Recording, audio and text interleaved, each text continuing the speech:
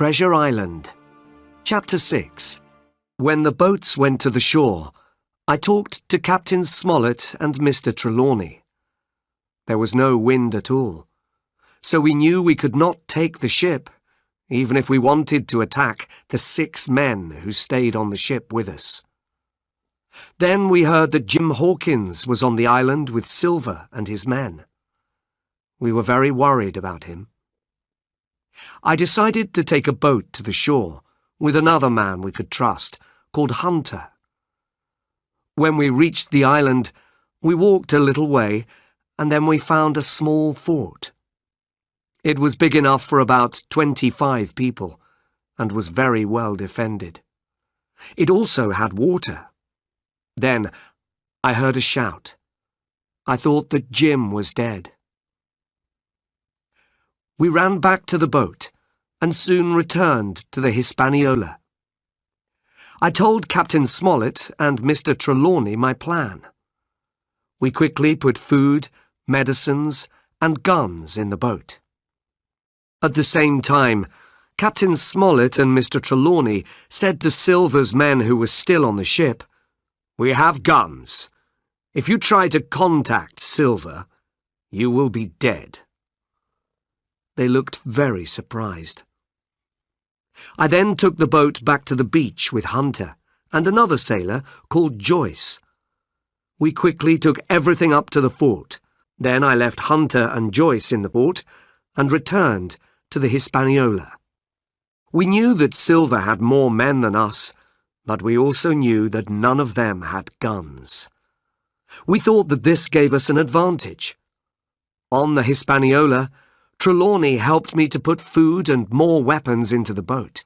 Then we called for Captain Smollett, Red Ruth, and a good sailor called Abraham Gray, and they climbed into the boat with us.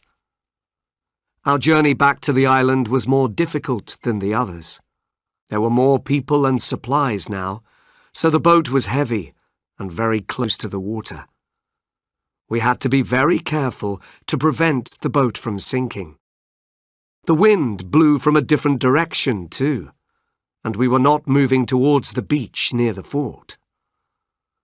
"We'll never get to the beach," I said. "We must keep in this direction," said Captain Smollett. "Work hard, be patient, and we will arrive." Then his voice changed. "The cannon!" he called. I looked round and realized that the men we left on the Hispaniola were preparing a cannon. We were moving so slowly that we were not far from the ship. It would be easy for them to hit us. Trelawney stood up with a gun and fired at the pirates, and one of them fell.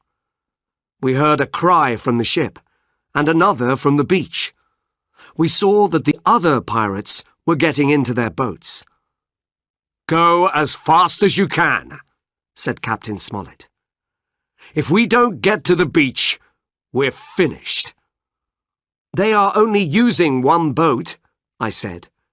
"The other men are walking to the beach to wait for us." "It's a long way for them to run," said Captain Smollett. "It's a race to get there first." We moved fast, and the wind was not so strong near the beach. However, Trelawney fired his gun again, which made us all move to one side of the boat. It started to sink, but we were in just 3 feet of water. It was not difficult to walk to the beach, but we had lost many of our supplies in the water, including some of our guns. There were now voices in the trees, and we knew that the pirates were near. We had to get to the fort before the pirates got to the beach. We all ran as fast as possible, and at last we saw the fort in front of us. At the same time, 7 pirates arrived at the other side of it. The pirates looked surprised to see the fort and stopped. This gave us time to fire our guns, and they quickly turned and ran into the trees behind them. Before we could enter the fort, we heard another gun fire, and poor Red Ruth fell down. We quickly picked him up and took him into the fort, But it was too late. He was dead. Trelawney was very sad. Redruth had been a good servant to him. Captain Smollett put up a flag inside the fort and counted the supplies. Then he asked me, "How long will we have to spend on this island?" In England, I told blandly that if we were not back by August, to come and find us, I explained. "We need the supplies that were lost in the sea," said Captain Smollett. "Without them, we have enough supplies until July only." At that moment, we heard gunfire, and the fort was nearly hit. "They can see the flag," said Trelawney. "We should take it down." "No," said Captain Smollett. "We keep the flag. It will show the pirates that we are not frightened of them." The gunfire continued, but it was almost impossible for them to hit anyone inside the fort. Just then, we heard someone calling, "Doctor! Mr. Trelawney! Captain! Are you there?" I ran to the door of the fort, and I found Jim Hawkins, safe and alive.